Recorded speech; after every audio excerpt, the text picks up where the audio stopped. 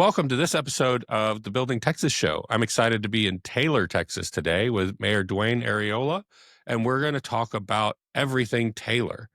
Mayor Ariola, how are you today? I am well. Great to finally meet up virtually, but I'm doing well in my man cave at home in Taylor, Texas. So loving life. Well, Taylor, Texas has been in the news quite often. There's a lot of good things happening in Taylor, but it's a lot of that ugly word of growth in some minds. But I think in your part of the area, it's a really great word of progress and opportunity. It absolutely is. You know, we're just northeast of Austin, and in a few years we were just going to be a suburb of Austin as Austin continues to expand, or the metro area continues to expand. And I know we're going to discuss Samsung, but even before Samsung, um, Gaddis School Road 3349 connected, and that was going to change this area as it was going to allow more accessibility. So council in the past just said, okay, we're going to grow. There's a major highway coming through here. Let's go look for jobs. So we are, our growth is going to be like this. Now, you've been on council in the past, but what encouraged you to run for mayor? Well, I did 20 in the Navy, retired in '05, 20,000. Yeah. And then, I slowly but surely migrated back. I designed submarines for a while, then moved to Frisco, Texas, and was a general manager of a manufacturing facility. And then my parents were getting up in age, so I decided to move back to Hutto area and then stayed there for a year and then back to Taylor as job opportunities presented themselves. Then the current mayor at the time, who was the at large, we have 5 council members, said, "Hey, man, he's an old family friend. You want to get into local politics? There's no money in it, but it's for the love of the hometown." And I'm like, absolutely. So I joined planning and zoning for a couple of years and then ran for the at-large position in 2017. And I've been on council since 17. I've been mayor since 24. It'll be 2 years this May. And it's always fun to come back to your hometown and get to see it through a different lens. What have you learned about Taylor in that season? It's funny. You see those uh, Back to the Future movies, or when they actually go to the future. Having graduated from Taylor High, I remember coming on leave, and it was like one of those movies because all the kids had the spiked hair and the colored hair, and that was strange for me. But okay, Taylor's changing, it is what it is. But seeing the growth that was coming, or the potential growth, I mean, we've been talking about it for decades, and I I'm not one to shy. I'm used to coordinating things, being a submariner, so I'm like, yeah, let me get into it. And from the growth standpoint, our biggest export is our people. And my dad, for 65 years, drove to Austin, Texas for work. And people either went to Austin or they went to Rockdale in Alcoa. And I I was tired of seeing our people having to commute. And it was hours out of their lives. It's an hour there, an hour and a half there, it's an hour and a half back, and they can't drop their kids off at school. They can't pick up their kids, attend practices, coach their kids. So I thought it was imperative that we look at attracting employers here for the Taylor area. Now, Samsung is the big one, but where else are you attracting people into the area now that you have that focus and infrastructure? Yeah, Samsung's a big one. Then obviously a lot of their suppliers are coming to the area. We don't want to put all our eggs in one basket just in case, you have like a dot-com crash.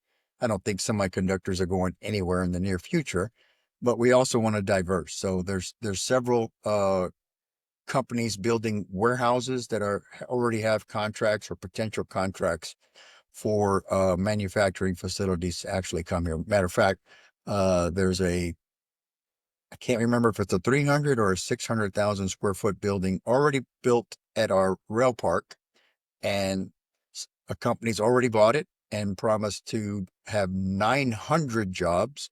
They're having a job fair this month, and they hope to be in production by June or July I believe. So, uh, that's like a 2 minute commute, maybe 5 minute commute for people. And they butt up against Samsung, and they have nothing to do with Samsung, but they do have something to do with electronics and putting the stuff together. So that's Compal, Compal. And what a fantastic landing for our EDC. So they did a tremendous job. And whoever invested that money, the partners group that invested the money in building that warehouse, because a lot of people don't have the capital to build it, much less purchase the land, then build it, then have the time frame.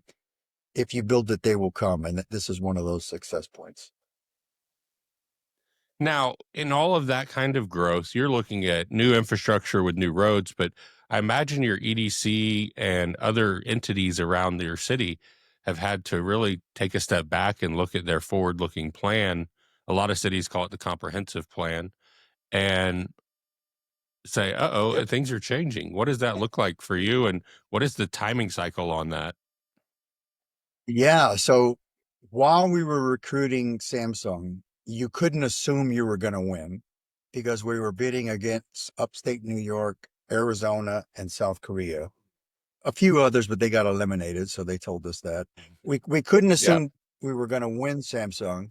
So we were rewriting the comprehensive plan. And the comprehensive plan at that time was little bitty Taylor growing from the inside out and infilling all those lots that were unoccupied or the buildings needed to be torn down or renovated, those types of things. Great plan if you have no projected growth. But we adopted the comprehensive plan, and then within 2 weeks, they officially told us we're getting it. And we didn't change the plan at all. And in my mind, that was a significant error because we landed this big fish in the southwest corner of Taylor, and we weren't addressing the major areas within our city limits as well as the ETJ, and then all the text dot, the Williamson County, and the road expansions that were going to come, along with just the infrastructure needed, all the encore piping that needed to be, or encore powers that needed to do those types of things. So we are now currently in a comprehensive plan review to take care of those types of things. That assumes um, 3349 is coming. Chandler Road is going to go all the way around Taylor and connect at 79. Samsung Highway is going to connect on the southern area. So now we're going to have this huge loop around Taylor. So we need to infill that. And that's a lot more return on investment as far as assets and values. That's going to allow us to lower our tax rate and take some of the burden off of our longtime Taylorites. Well, and I found a YouTube show that your team does there within Taylor, and it was really informative to hear how you're reporting out your meeting minutes and the actions taken, and then just how you're communicating with citizens in general to get them involved, because this is going to come quickly with Samsung and others, and the informed citizen is going to win, and the uninformed citizen can sometimes just get frustrated. Yeah, no, and Daniel and Jared, our communication teams, have done a superb job because just posting it, just doing your legal obligation of posting the agenda items and inviting people, that's one thing. But uh, today's generation wants the information summarized and quick and to the point. And that's exactly what the day after our council meetings, they do a bites video that's just a few Yep. minutes. And then the following week, they do a little bit more detailed so everybody can understand what's going on because uh, it's tiresome when people come to the agenda when we're ready to make the final decision, but we've already discussed it one, two, three times at the agenda. Like, y'all are trying to sneak this past us. Like, no, not really. It's been posted. It's been posted. It's been posted. So throwing that out there on social media allows for people to share it if they're for it or against it. Either or. We're not here to hide anything. So I really like what our communications department and as well as our city manager and senior staff have done from that realm, getting the word out. Yes, sir. Well, I encourage people to go to the City of Taylor's page on YouTube and like it, because there was just a wealth of information out there. And to your point with the comprehensive plan or just a standard council meeting, those things take years to develop. They take a lot of time and input from the community. And coming in at the last minute is frustrating because there's so many people that do so much to put it out there and get you involved early in this decisioning. Nothing in a city happens quickly. So if you want to get involved or if you feel like you're frustrated about something, get ahead of that wave because it's more frustrating to be behind it and you can't influence change at that point. That's absolutely correct. And people, when I first started and asked for all these different master plans, the wastewater treatment, the streets, objective review, the downtown master plan, the parks and rec plan, if you don't spend the money for those plans, then you go apply for grants. All of those entities that are writing the checks will say, well, where's your master plan for this? And if you don't have it, you're Right. not getting a check because you're not proving to them, here's what I'm going for. Here's my priorities. Here's what the citizens said. And oh, by the way, here was my last plan. So since 17, we've updated all those plans, checked a bunch of boxes and updated them again. So that's the reason for spending those. You're not spending it just to spend it. You're spending it because you want to go get some free money, and that's grant money. Now, does Taylor attract tourism? And are you looking at hotel occupancy tax and other tools like that with so many Yeah, people coming absolutely. into Taylor We have now? the we have the Holiday Inn Express, and they have they have like a 10-year hot abatement. But once we landed Samsung, any kind of abatement is out because we have a beautiful sports complex. We have the Wilco Center, which is a huge facility for rodeos, for events, for you name it. There's an RV park right next to it. So thank you to Williamson County for building that in eastern Williamson County, right here in Taylor, Texas.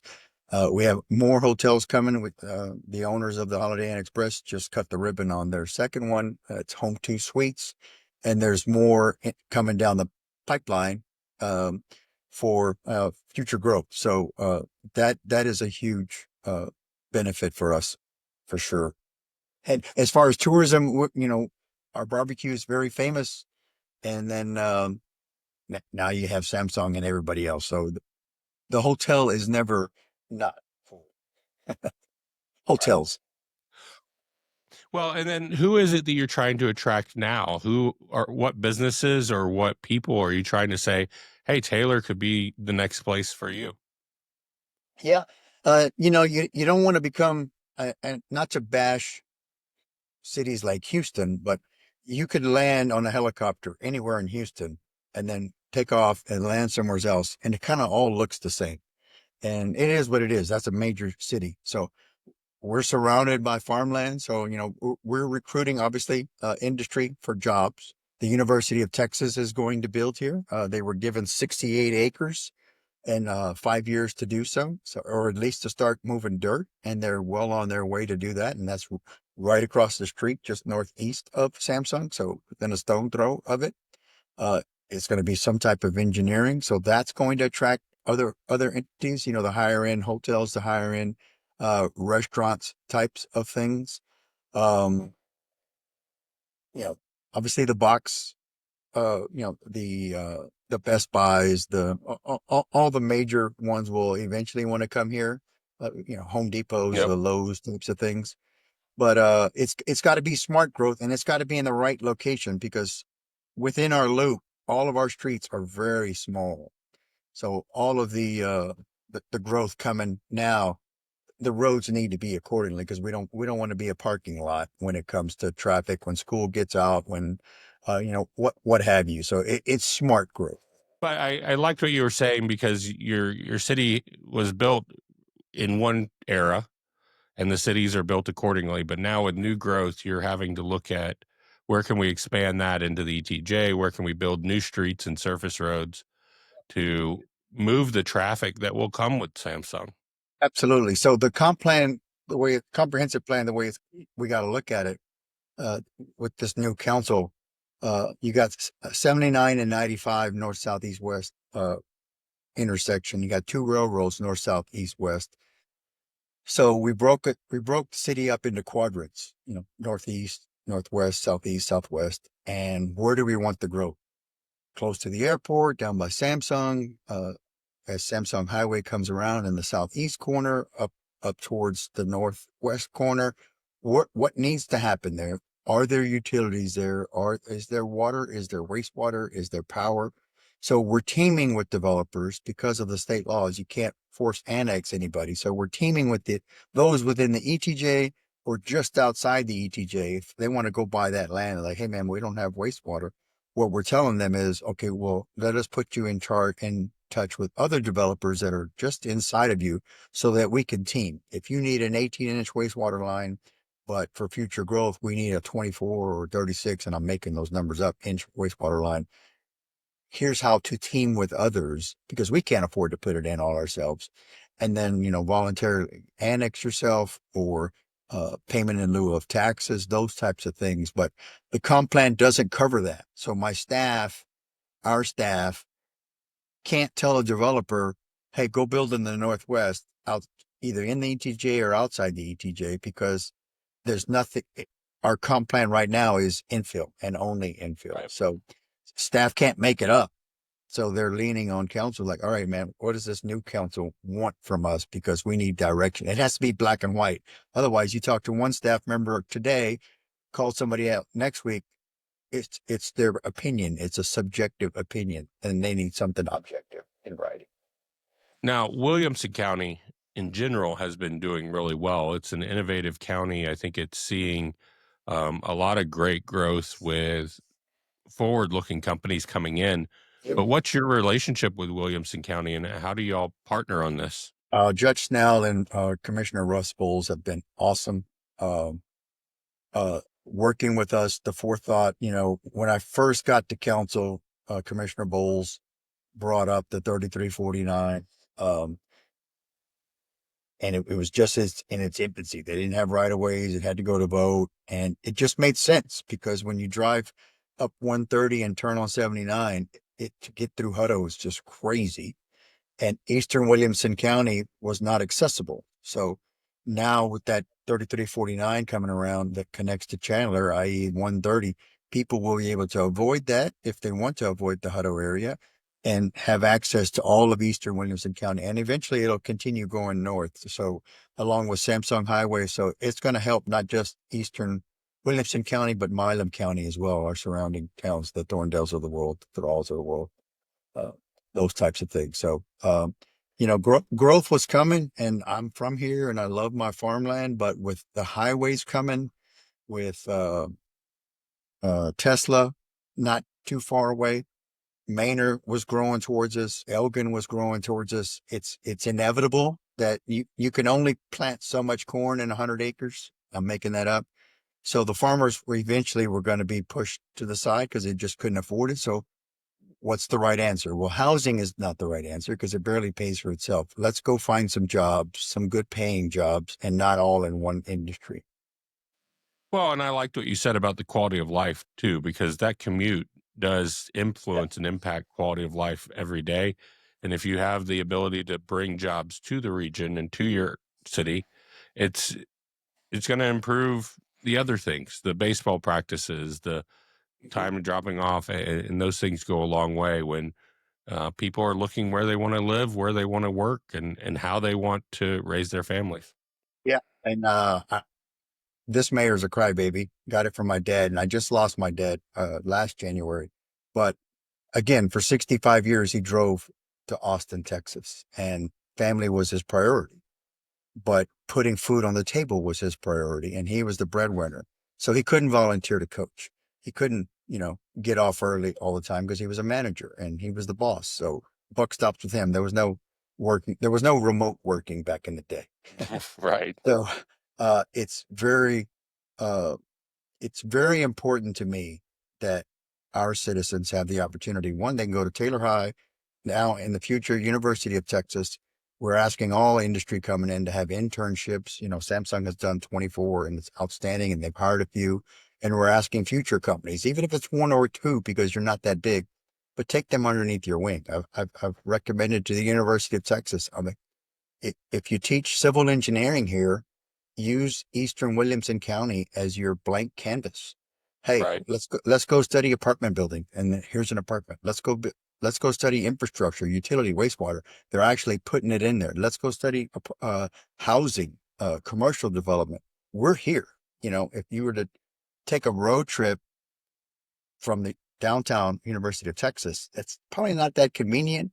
But if you're right here in Taylor, Texas, and you're staying in the Taylor area, the Eastern Williamson County area, pretty convenient. And you can see the lights going off in their eyes. And they haven't decided, but that was my recommendation. I'm like, use us as your canvas. I mean, Yeah. what a selling point to future students. Like, hey, here's some hands-on internships with major corporations.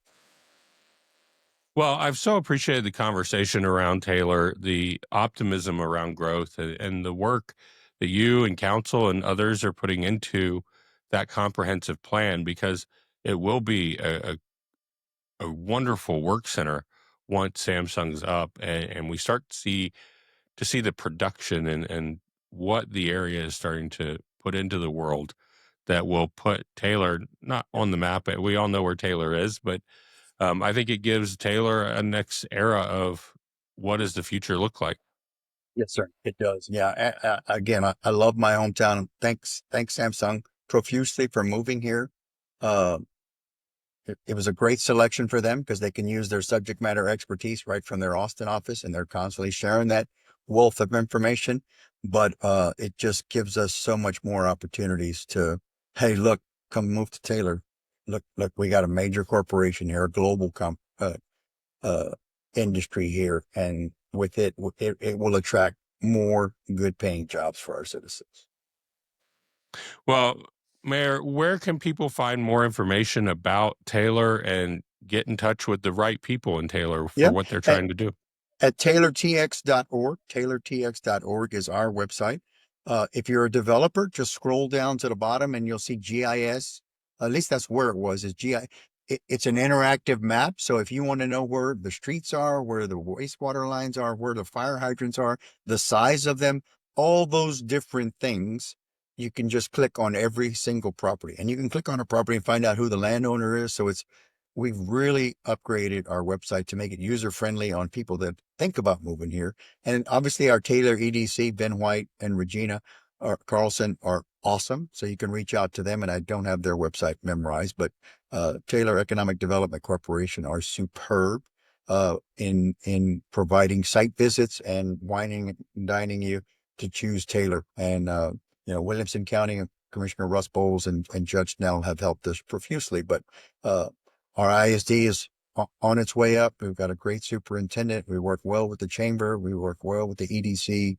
We're all on the same page here, and we're headed in the right direction. We're redoing our permitting system. Our permitting system sucks, but we've got new bosses in there. We've done an audit and with short, medium, and long-term corrective actions, and we're taking care of that. So we're making it easier on developers because it wasn't user friendly, and our language in our land development code wasn't user friendly. You had to learn to speak Taylor, and we were the only ones speaking Taylor. And developers like, why do I need to learn a different language? Let me just learn what all other cities use. So I'm not having to train people and waste time, because time is money.